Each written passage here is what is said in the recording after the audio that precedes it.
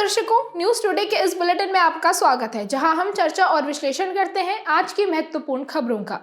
आज की मुख्य सुर्खियां इस प्रकार हैं। सुप्रीम कोर्ट के 9 जजों की पीठ द्वारा दिए गए एस.आर. बोम्मई निर्णय 1994 के 30 वर्ष पूरे हुए। सुप्रीम कोर्ट ने स्पष्ट किया है कि राज्यसभा की भूमिका संविधान के मूल ढांचे का हिस्सा है। स्वीडन आधिकारिक तौर पर नाटो का 32वां सदस्य बना। भारत के आधिकारिक प्रतिनिधि मंडल ने अफगान अधिकारियों के साथ वार्ता की। भारत और यूरोपीय मुक्त व्यापार संघ ने व्यापार एवं आर्थिक साझेदारी समझौते पर हस्ताक्षर किए। IRDAI विनियम 2024 का मसौदा जारी किया गया। चलिए अब खबरों की चर्चा विस्तार से करते हैं और सबसे पहले रुख करते हैं आज की पहली मुख्य खबर की ओर। सुप्रीम कोर्ट की 9 जजों की पीठ द्वारा दिए गए एस.आर. बोम्मई निर्णय 1994 के 30 वर्ष पूरे हुए। इस निर्णय में शीर्ष न्यायालय ने संविधान के अनुच्छेद 356 का दायरा निर्धारित किया था। साथ ही इस अनुच्छेद के उपयोग पर लगे कुछ प्रतिबंधों को परिभाषित भी किया था। अनुच्छेद 356 का संबंध किसी राज्य में संवैधानिक तंत्र की विफलता से है। इस अनुच्छेद के अनुसार किसी भी राज्य में संवैधानिक तंत्र की विफलता के आधार पर उस राज्य में राष्ट्रपति शासन लगाया जा सकता है। राष्ट्रपति शासन की उद्घोषणा को 2 माह के भीतर संसद के दोनों सदनों द्वारा अनुमोदित किया जाना अनिवार्य है, अन्यथा इसे स्वतः समाप्त माना जाएगा। इसके अलावा ऐसी उद्घोषणा को जारी रखने के लिए प्रत्येक 6 माह में संसदीय अनुमोदन की आवश्यकता होती है। खबर की बेहतर समझ के लिए एस.आर. बोम्मई वाद की पृष्ठभूमि को विस्तार से समझते हैं। 1989 में कर्नाटक के तत्कालीन राज्यपाल ने राष्ट्रपति से राज्य में राष्ट्रपति शासन लगाने की सिफारिश की थी। राज्यपाल ने यह सिफारिश इसलिए की थी क्योंकि 19 विधायकों ने सत्तारूढ़ दल से समर्थन वापस ले लिया था। अतः राष्ट्रपति ने राज्य सरकार को बर्खास्त कर राज्य में राष्ट्रपति शासन लागू कर दिया। इस पर बर्खास्त सरकार के मुख्यमंत्री एस.आर. बोम्मई ने सुप्रीम कोर्ट का रुख किया। हालांकि इस बात से पहले भी शीर्ष न्यायालय कई राज्यों जैसे मेघालय, नागालैंड, मध्य प्रदेश, राजस्थान और हिमाचल प्रदेश में इसी तरह के मामलों की समीक्षा कर चुका है। इस निर्णय के मुख्य बिंदुओं पर एक नजर डालते हैं। किसी राज्य सरकार को बर्खास्त करने की राष्ट्रपति की शक्ति पूर्ण नहीं है। दूसरे शब्दों में न्यायालय के पास यह शक्ति है कि वह अवैधता, दुर्भावना, असंगत विचारों, सत्ता के दुरुपयोग या धोखाधड़ी के आधार पर इसकी न्यायिक समीक्षा कर सकता है। इस वाद में न्यायालय ने राजस्थान राज्य बनाम भारत संघ 1977 मामले में दिए गए अपने निर्णय को खारिज कर दिया था। संसद द्वारा राष्ट्रपति शासन की उद्घोषणा की मंजूरी के बाद ही राष्ट्रपति राज्य विधानसभा को भंग कर सकता है। जब तक ऐसा नहीं हो जाता तब तक राज्य विधानसभा को केवल निलंबित रखा जा सकता है। यदि 2 माह के भीतर उद्घोषणा को संसदीय अनुमोदन प्राप्त नहीं होता तो बर्खास्त या निलंबित सरकार स्वतः बहाल हो जाएगी। चलिए अब इस निर्णय के महत्व को समझते हैं। इसके जरिए राज्यों में राज्यपाल की शक्ति को नियंत्रित व संतुलित करने का प्रयास किया गया है। निर्णय में केंद्र राज्य संबंधों के बीच एक सीमा रेखा खींचकर संघवाद की भावना को बनाए रखा गया। किसी भी राज्य सरकार के बहुमत का परीक्षण केवल विधानसभा में ही होना चाहिए। चलिए अब बात करते हैं आज की अगली मुख्य खबर के बारे में। सुप्रीम कोर्ट ने स्पष्ट किया कि राज्यसभा की भूमिका संविधान के मूल ढांचे का हिस्सा है। आपको बता दें कि सीता सोरेन बनाम भारत संघ मामले में सुप्रीम कोर्ट ने राज्यसभा की भूमिका को संविधान के मूल ढांचे का हिस्सा माना है। इसलिए कोर्ट ने यह स्पष्ट किया है कि राज्यसभा के चुनाव अनुच्छेद 194(2) के दायरे में आते हैं। गौरतलब है कि अनुच्छेद 194(2) किसी राज्य के विधानमंडल की व उसके सदस्यों की शक्तियों, विशेषाधिकारों आदि से संबंधित है।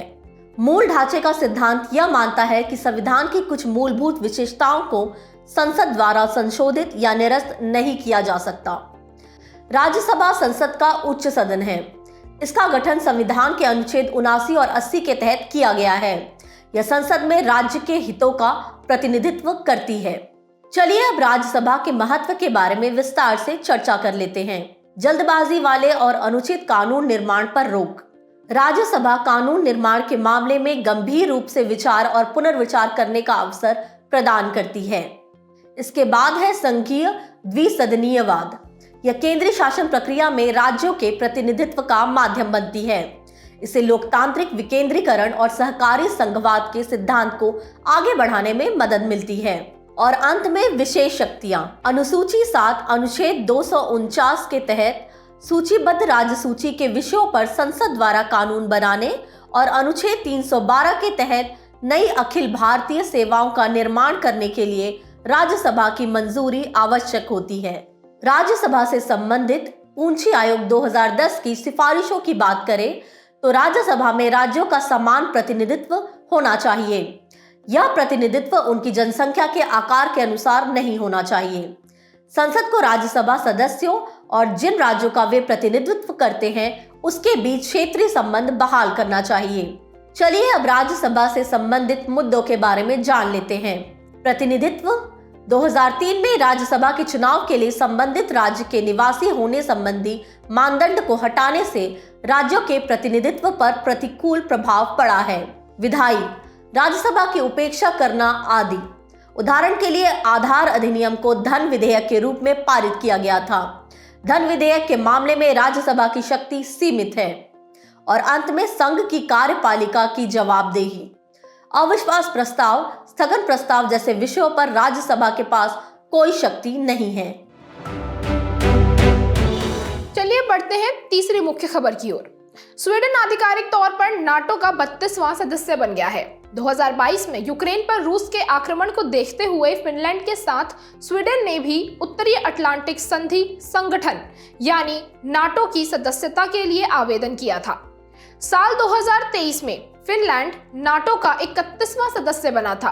अब स्वीडन के नाटो में शामिल होने के बाद नॉर्डिक क्षेत्र के सभी देश इस समूह में शामिल हो गए हैं। सबसे पहले नाटो के बारे में जानकारी प्राप्त करते हैं। ये एक ट्रांस अटलांटिक राजनीतिक और सैन्य गठबंधन है। इसकी स्थापना उत्तरी अटलांटिक संधि 1949 द्वारा हुई है। इसे वॉशिंगटन संधि भी कहा जाता है। इसका मुख्यालय ब्रसेल्स, बेल्जियम में है। स्थापना के मूल उद्देश्य हैं तत्कालीन सोवियत संघ के विस्तारवाद को रोकना, यूरोप में राष्ट्रवादी सैन्यवाद को फिर से उभरने से रोकना और यूरोप का राजनीतिक एकीकरण करना। नाटो की महत्वपूर्ण नीतियां कौन सी हैं, इस ओर भी रुख करते हैं। अनुच्छेद 5 ये सामूहिक सुरक्षा सिद्धांत का प्रावधान करता है। इसमें उपबंध किया गया है कि नाटो के किसी एक सदस्य देश के खिलाफ हमला सभी सदस्य देशों के खिलाफ हमला माना जाएगा। अनुच्छेद 10 नाटो की सदस्यता ऐसे किसी भी यूरोपीय देश के लिए खुली है जो इसकी स्थापना संधि के सिद्धांतों को आगे बढ़ाए, साथ ही उत्तरी अटलांटिक क्षेत्र की सुरक्षा में योगदान दे। इसके 12 संस्थापक सदस्य देश हैं Belgium, Canada, Denmark, France, Iceland, Italy, Luxembourg, Netherlands, Norway, पुर्तगाल, यूनाइटेड किंगडम और संयुक्त राज्य अमेरिका। 1949 के बाद से नाटो का 10 बार विस्तार हुआ है। इस विस्तार से इसके सदस्यों की कुल संख्या 12 से बढ़कर 32 हो गई है। नाटो का सदस्य बनने के इच्छुक अन्य देश हैं बोस्निया व हर्जेगोविना, जॉर्जिया तथा यूक्रेन। चलिए अब नाटो के विस्तार के महत्व को समझते हैं। इससे इस समूह की रक्षा क्षमताएं और अधिक बढ़ गई हैं। बाल्टिक सागर क्षेत्र में इस समूह का सामरिक प्रभाव बढ़ गया है और इसके सदस्यों को मजबूत रक्षा उद्योग का सहयोग मिल गया है, क्योंकि स्वीडन के पास विश्व स्तरीय रक्षा उद्योग है। चलिए अब बात करते हैं आज की अगली मुख्य खबर के बारे में। भारत के आधिकारिक प्रतिनिधि मंडल ने अफगान अधिकारियों के साथ वार्ता की। अफगानिस्तान के दौरे पर गए भारतीय प्रतिनिधि मंडल ने अफगानिस्तान के लोगों को भारत की ओर से दी जाने वाली मानवीय सहायता और अफगान व्यापारियों द्वारा चाबहार बंदरगाह के उपयोग के मुद्दे पर चर्चा की। आइए अब अगस्त 2021 में तालिबान द्वारा सत्ता पर कब्जा करने के बाद से भारत अफगान संबंध के बारे में विस्तार से चर्चा कर लेते हैं। पहला है काबुल में तकनीकी मिशन। इसे जून 2022 में भारत की मानवीय सहायता के प्रयासों को आगे बढ़ाने और इन प्रयासों में समन्वय स्थापित करने के लिए खोला गया था। दूसरा है शिक्षा। भारत ने अफगान छात्रों के लिए भारतीय सांस्कृतिक संबंध परिषद यानी ICCR छात्रवृत्ति योजना जारी रखी है। और अंत में व्यापार एवं वाणिज्य या चाबहार बंदरगाह सहित सभी मार्गों से निरंतर जारी है। चलिए अब जानते हैं अफगानिस्तान में शांति और स्थिरता का आखिर भारत के लिए क्या महत्व है। क्षेत्रीय कनेक्टिविटी। अफगानिस्तान को भारत के लिए मध्य एशियाई क्षेत्र का प्रवेश द्वार माना जाता है। इसके साथ ही ऊर्जा और संसाधन, अफगानिस्तान में स्थिरता रहने से तुर्कमेनिस्तान, अफगानिस्तान, पाकिस्तान, भारत यानी TAPI पाइपलाइन परियोजना को आगे बढ़ाया जा सकता है। इसके अलावा सुरक्षा, पाकिस्तान आधारित आतंकवादी समूहों से निपटने के लिए अफगानिस्तान में शांति बहाली आवश्यक है। भारत अफगानिस्तान संबंधों के समक्ष मुख्य चुनौतियों के बारे में बात करें तो पहला है वैचारिक मतभेद। तालिबान की चरमपंथी धार्मिक विचारधारा भारत के लोकतांत्रिक और पंथ निरपेक्ष मूल्यों के विपरीत है। इसी वजह से अफगानिस्तान के तालिबान शासन को मान्यता देने को लेकर भारत दुविधा की स्थिति में है। इसके बाद है मानवीय चिंताएं। ये चिंताएं विशेष रूप से महिलाओं के अधिकार तथा शिक्षा एवं स्वास्थ्य देखभाल सुविधा उपलब्ध कराने को लेकर है। आगे है सीमित द्विपक्षीय संबंध। हाल ही में दिल्ली में अफगान दूतावास को बंद कर दिया गया है। इसके अलावा अफगान छात्रों को वीजा देने से इनकार करने की वजह से संबंधों में तनाव आ गया है। और अंत में क्षेत्रीय भू राजनीति। पाकिस्तान अफगानिस्तान के किसी क्षेत्र पर नियंत्रण स्थापित किए बिना वहां अपना सामरिक प्रभाव बढ़ाने का प्रयास कर रहा है। भारत के लिए चिंताजनक स्थिति है। आगे की राह की बात करें तो इस दिशा में व्यवहारिक कूटनीति अपनाने की जरूरत है। तालिबान से द्विपक्षीय वार्ता करने के साथ साथ सार्क, संघाई सहयोग संगठन यानी SCO जैसी क्षेत्रीय मंचों पर भी उसके साथ चर्चा बढ़ानी चाहिए। इससे भारत अपनी सुरक्षा और सामरिक हितों की रक्षा कर सकता है। दोनों देशों के लोगों का आपसी संपर्क, भारत को अफगान छात्रों के लिए छात्रवृत्ति समेत अन्य सुविधाएं देना जारी रखना चाहिए। साथ ही अफगान लोगों में भारत के प्रति मजबूत सद्भावना का लाभ भी उठाना चाहिए। चलिए बढ़ते हैं आज की 5वीं मुख्य खबर की ओर।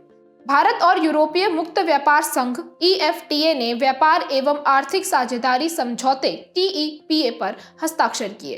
इस समझौते में 14 अध्याय शामिल हैं। यह समझौता वस्तुओं से संबंधित बाजार पहुंच, उत्पत्ति के नियम, सैनिटरी और फाइटोसैनिटरी उपाय, निवेश प्रोत्साहन, बौद्धिक संपदा अधिकार आदि पर केंद्रित है। TEPA के मुख्य बिंदुओं पर एक नजर डालते हैं। EFTA निवेश को बढ़ावा देने के प्रति प्रतिबद्ध है। इसके तहत अगले 15 वर्षों में भारत में $100 बिलियन अमेरिकी डॉलर का प्रत्यक्ष विदेशी निवेश लाने का लक्ष्य निर्धारित किया गया है। इसमें विदेशी पोर्टफोलियो निवेश शामिल नहीं है। अब तक के सभी मुक्त व्यापार समझौतों में पहली बार इस समझौते में लक्ष्य आधारित निवेश को बढ़ावा देने और रोजगार के सृजन के बारे में कानूनी प्रतिबद्धता जताई गई है। EFTA के बाजारों में भारत के 100% गैर कृषि उत्पादों को प्रवेश दिया जाएगा। साथ ही प्रसंस्कृत कृषि उत्पादों यानी PAPs पर प्रशुल्क में रियायत दी जाएगी। TEPA में बौद्धिक संपदा अधिकार से संबंधित प्रतिबद्धताएं, बौद्धिक संपदा अधिकारों के व्यापार संबंधी पहलू TRIPS स्तर के समान है। EFTA की ओर से प्रदान की जाने वाली सेवा क्षेत्रक संबंधी सुविधाओं में शामिल होंगी सेवाओं की डिजिटल डिलीवरी के माध्यम से बेहतर पहुंच, EFTA देशों में भारतीय कंपनियों की शाखाएं या ऑफिस खोलने की अनुमति तथा भारत के प्रमुख कर्मियों को EFTA देशों में प्रवेश व अस्थायी रूप से निवास के लिए बेहतर प्रतिबद्धताएं और निश्चितता। साथ ही नर्सिंग, चार्टर्ड अकाउंटेंट, आर्किटेक्ट्स जैसी पेशेवर सेवाओं में पारस्परिक मान्यता समझौतों के प्रावधान शामिल होंगे। खबर की बेहतर समझ के लिए यूरोपीय मुक्त व्यापार संघ EFTA के बारे में विस्तार से चर्चा करते हैं। ये एक अंतर सरकारी संगठन है। इसका उद्देश्य सदस्य देशों के बीच मुक्त व्यापार को बढ़ावा देना और इसे मजबूत करना है। इसके वर्तमान सदस्य हैं आइसलैंड, लिechtenstein, नॉर्वे और स्विट्जरलैंड। ये देश यूरोपीय संघ यानी EU का हिस्सा नहीं है। इसे स्टॉकहोम कन्वेंशन द्वारा 1960 में स्थापित किया गया था। तब इसके 7 संस्थापक सदस्य थे, जैसे कि Austria, Denmark, Great Britain, Norway, पुर्तगाल, स्वीडन और स्विट्जरलैंड। खबर के आखिर में TEPA के महत्व को भी समझते हैं। व्यापार प्रक्रियाओं में पारदर्शिता, दक्षता, सरलीकरण, सामंजस्य और निरंतरता को बढ़ावा मिलेगा। भारतीय निर्यातकों को विशेष इनपुट प्राप्त करने में आसानी होगी। साथ ही व्यापार और निवेश के लिए अनुकूल माहौल बनाने में मदद मिलेगी और विनिर्माण, मशीनरी, फार्मास्यूटिकल्स जैसे क्षेत्रों में मेक इन इंडिया और आत्मनिर्भर भारत को प्रोत्साहन भी मिलेगा। चलिए अब बात करते हैं आज की आखिरी मुख्य खबर के बारे में। IRDAI यानी पॉलिसी धारकों के हितों और बीमाकर्ताओं के संबंध मामलों का संरक्षण विनियम 2024 का मसौदा जारी किया गया। आपको बता दें कि भारतीय बीमा विनियामक और विकास प्राधिकरण यानी IRDAI ने बीमा अधिनियम 1938 और IRDA अधिनियम 1999 के तहत प्रदत्त शक्तियों का इस्तेमाल करते हुए ये विनियम तैयार किए हैं। चलिए अब विनियम के मुख्य प्रावधानों पर एक नजर डालते हैं। इस विधान के जरिए 8 अलग अलग विनियमों को एक एकीकृत और व्यापक फ्रेमवर्क के अंतर्गत लाया गया है। इसका उद्देश्य पॉलिसी धारकों के हितों का संरक्षण सुनिश्चित करना है, साथ ही यह भी सुनिश्चित करना कि बीमाकर्ता एवं वितरण चैनल पॉलिसी धारकों के प्रति निर्धारित अपने दायित्वों को पूरा कर रहे हैं। चलिए अब पॉलिसी धारकों के हितों की सुरक्षा के लिए प्रमुख उपायों के बारे में जान लेते हैं। फ्री लुक पीरियड, यह पॉलिसी संबंधी दस्तावेज प्राप्त होने की तारीख से 30 दिन की अवधि होगी। यह बिना किसी पेनल्टी के पॉलिसी वापस करने की अवधि होती है। इसके अलावा जीवन बीमा के लिए प्रस्ताव स्तर पर नॉमिनी की जानकारी एकत्र करना अनिवार्य है। डेटा प्राइवेसी की सुरक्षा संबंधी उपायों के साथ बीमा पॉलिसीज को इलेक्ट्रॉनिक प्रारूप में पेश किया जाना जरूरी है। इसके साथ ही बीमाकर्ता गलत बिक्री और अनुचित व्यावसायिक पद्धतियों पर रोक लगाने का प्रयास करेंगे। और अंत में प्रत्येक बीमाकर्ता के हर कार्यालय में शिकायतों के पंजीकरण और निपटान के लिए एक प्रणाली होनी चाहिए। आइए अब पॉलिसी धारकों के दृष्टिकोण से बीमा क्षेत्र के समक्ष मुख्य चुनौतियों के बारे में विस्तार से जान लेते हैं। बीमा पैठ केवल 4.2% है, वही बीमा घनत्व मात्र $91 है। बीमा क्लेम का निपटान करने में काफी देरी होती है। बीमा प्रीमियम काफी अधिक है और 18% GST लगाने के बाद प्रीमियम राशि और अधिक हो जाती है। जागरूकता का अभाव है और कवरेज की जानकारी के अभाव में उत्पादों की गलत बिक्री कर दी जाती है।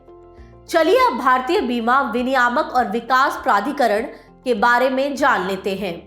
यह एक वैधानिक निकाय है। इसका गठन IRDA अधिनियम 1999 के तहत किया गया है। इसका लक्ष्य भारत में बीमा क्षेत्र का समग्र पर्यवेक्षण और विकास करना है।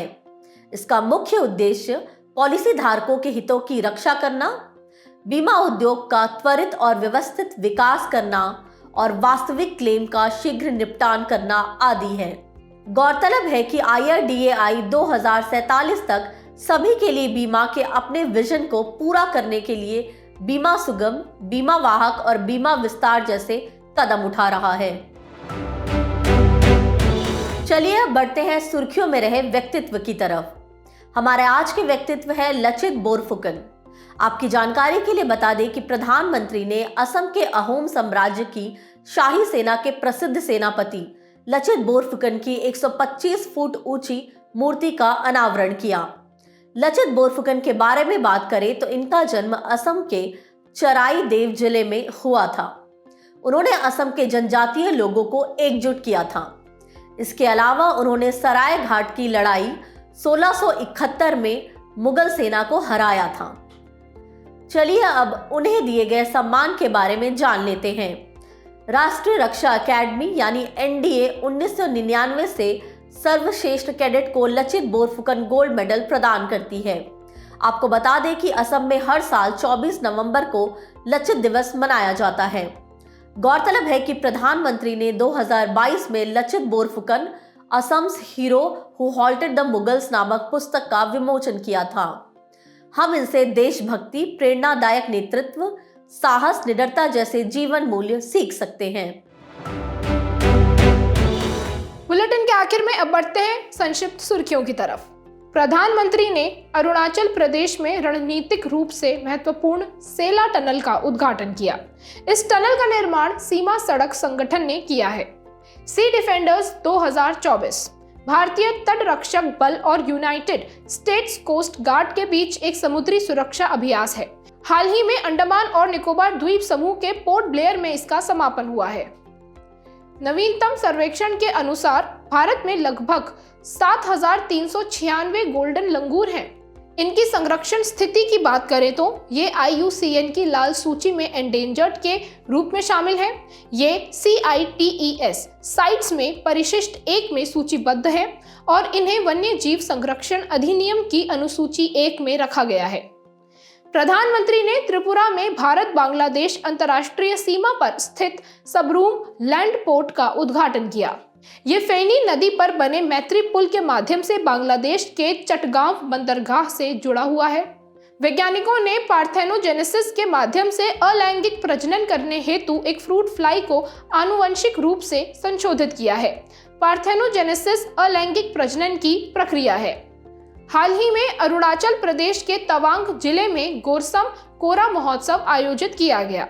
ये एक वार्षिक महोत्सव है। इसे गोरसम चौरटेन पर आयोजित किया जाता है। गोरसम चौरटेन 93 फीट ऊंचा स्तूप है। भारत का सबसे तेज और स्वदेशी रूप से विकसित multi protocol label switching router Bengaluru में लॉन्च किया गया। इसे दूरसंचार विभाग और CDOT के सहयोग से बेंगलुरु की निवेटी सिस्टम्स ने विकसित किया है। राष्ट्रीय क्षेत्राधिकार से परे क्षेत्रों की जैव विविधता पर संधि यानी BBNJ पर blue leaders high level event ने राष्ट्रों से BBNJ संधि की अभिपुष्टि करने का आग्रह किया है। ये संधि कम से कम 60 देशों द्वारा अभिपुष्टि के बाद लागू होगी। अब तक 88 हस्ताक्षरकर्ताओं में से केवल 2 ने ही इसकी अभिपुष्टि की है। जाने से पहले आपकी समझ की परीक्षा के लिए डालते हैं एक नजर हमारे स्पेशल सेगमेंट प्रश्नोत्तरी पर।